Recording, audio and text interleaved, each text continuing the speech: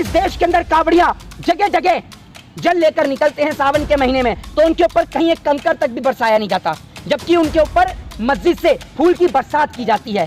तो जब उनके ऊपर कोई पत्थर नहीं बरसाए गए तो शोभा यात्रा के अंदर पत्थर बरसाने वाले वो दंगाई, वो आतंकी कौन थे और वो आतंकी दंगाई कहां से आए, ये सवाल मैं देश की सरकार से पूछना चाहता हूँ। देश की नरेंद्र मोदी सरकार सिर्फ एक ही पॉलिसी पे काम कर रही है कि कल बेचे सो आज बेच, आज बेचे सो अब।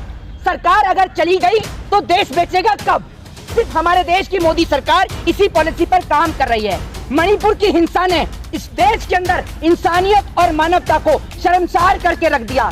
मणिपुर की हिंसा ने दिखा दिया कि इस देश के नौजवान किस राह पर, किस मार्ग पर चल रहे हैं। इस देश के नौजवानों ने जाति, धर्म और मजहब के चलते सारी सरहद और सारी सीमा को लांघ दिया। आज ये देश हरियाणा से लेकर मणिपुर तक नफरत की आग में जल रहा है, और इस नफरत की आग में इस देश को अगर किसी ने झुलसाया है तो वो एकमात्र नरेंद्र मोदी सरकार है। एक बात आपको बोलना चाहता हूं कि देश के अंदर बड़ा गहरा ताल्लुकात है सियासत का तबाही से। जिस्म जले या मजहब, घर जले या शहर, हमेशा कुर्सियां मुस्कुराती रहती हैं। इसके कहने का मतलब ये कि किसी के घर की बस्ती जले, किसी के घर में आग लगे या किसी के घर का व्यक्ति जले, लेकिन कुर्सियां हमेशा मुस्कुराती रहती हैं। सियासती लोगों को हमेशा फायदा पहुंचता रहता है। आज ये देश नफरत की आग में इतनी बुरी तरीके से जल रहा है कि एक भाई दूसरे भाई के खून का प्यासा हो चुका है। कहने का मतलब ये कि जो हिंदू और जो मुसलमान के किस्से विश्व में प्रसिद्ध थे, जिन हिंदू मुसलमान की दास्तान, जिनके दिवाली और रमजान की दास्तान पूरे विश्व में पढ़ी जाती थी,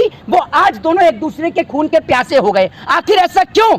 आखिर इस देश के अंदर नफरत की आग लगाई तो लगाई किसने? आखिर पूरे देश को जलाया तो जलाया किसने? सिर्फ एक ही नाम, मोदी सरकार, जिसने साल 2014 के आने के बाद इस देश को जलाने का काम किया। मैं आज उन तमाम हिंदू भाइयों को एक बात बताना चाहता हूं और उनसे पूछना भी चाहता हूं कि आप मुझे बताएं कि जब इस देश के अंदर कावड़िया जगह जगह जल लेकर निकलते हैं सावन के महीने में, तो उनके ऊपर कहीं एक कंकर तक भी बरसाया नहीं जाता, जबकि उनके ऊपर मस्जिद से फूल की बरसात की जाती है।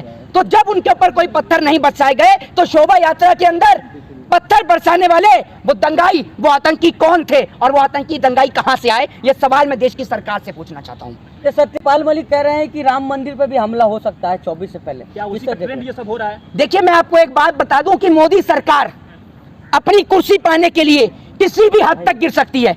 इस बात को आप समझ लीजिए। इस देश की सरकार सत्ता पर विराजमान होने के लिए, कुर्सी पर बैठने के लिए किसी भी हद तक गिर सकती है। साम, दाम, दंड और भेद की नीति को अपनाने का काम भारतीय जनता पार्टी करने का काम करती है। चाहे भारतीय जनता पार्टी को लोगों को मरवाना पड़े, चाहे कुछ भी करवाना पड़े, बीजेपी कभी पीछे नहीं हटती। क्योंकि आपने देखा होगा कि इस नफरत की आग में अगर जला है तो गरीब का घर जला है। आप हरियाणा की घटना ले लीजिए, आप मणिपुर की घटना ले लीजिए, किसी नेता का घर नहीं जला मेरे भाई। घर जला है तो गरीब परिवार का, गरीब आदमी का, जो इनके लिए लड़ता है वही मरता है। ये बात आप समझ लीजिए। तो सत्यपाल मलिक साहब ने कहा है कि आपको लग रहा है वो चीजें सच होती जा रही है, कुछ भी हो सकता है, कुछ भी हो रहा है, अटैक हो रहा है। देखिए, सत्यपाल मलिक ने अपनी आंखों के सामने भारत देश के अंदर पुलवामा की घटना को होते हुए देखा है। एक तजुर्बेदार, एक उम्रदराज आदमी है, कई राज्यों के राज्यपाल भी रह चुके हैं, एक बड़ा अनुभव उनके पास है।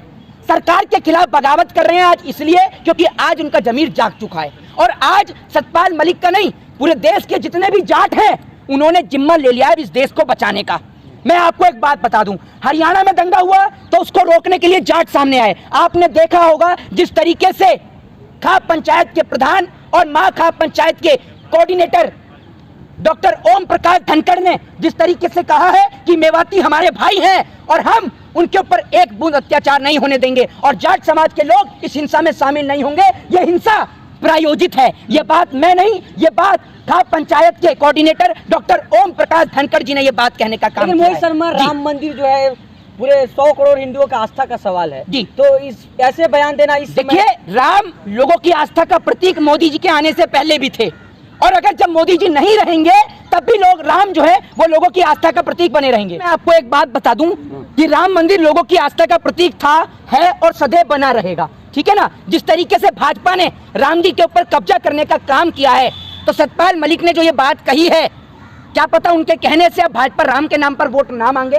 पहले से ही लोगों को सचेत कर दिया गया है कि राम के नाम पर अगर कोई आपके घर वोट मांगने आए, आप सोच कर देखिए ना, इस देश के अंदर दो तरीके के नौजवान हैं सर। एक 27 साल का लड़का जो चार्टर्ड प्लेन से विदेश में सैर करता है बाबा बनकर, और एक वो 27 साल का लड़का जो नौकरी के लिए दर बदर की ठोकरें खाता है, जगह जगह जाकर आवेदन भरने का काम करता है। आप सोच कर देखिए, इस देश में दो तरीके के लोग हैं, एक वो 27 साल का लड़का जो चार्टर्ड प्लेन से पूरे विदेश में सैर करता है, और एक वो 27 साल का लड़का जो नौकरी के लिए जगह जगह दर बदर की ठोकरें खाता है, जगह जगह आवेदन भरने का काम करता है। तो आप देखिए कि इस देश में जो बाबा हैं वो तो मजे ले रहे हैं, लेकिन जो नौजवान हैं, जो पढ़े लिखे हैं, जो डॉक्टरी की तैयारी कर रहे हैं, इंजीनियरिंग की तैयारी कर रहे हैं, या एसएससी की तैयारी कर रहे हैं, जीडी की तैयारी कर रहे हैं, या टीचर की तैयारी कर रहे हैं, उनके लिए वैकेंसियां ही नहीं निकल रही हैं। आज वो बच्चे नौकरी के लिए परेशान हैं और आज उनका जो फ्यूचर है वो गर्त में जा रहा है, लेकिन इस देश की सरकार को नहीं दिख रहा है। जय हिंद, जय भारत, वंदे मातरम।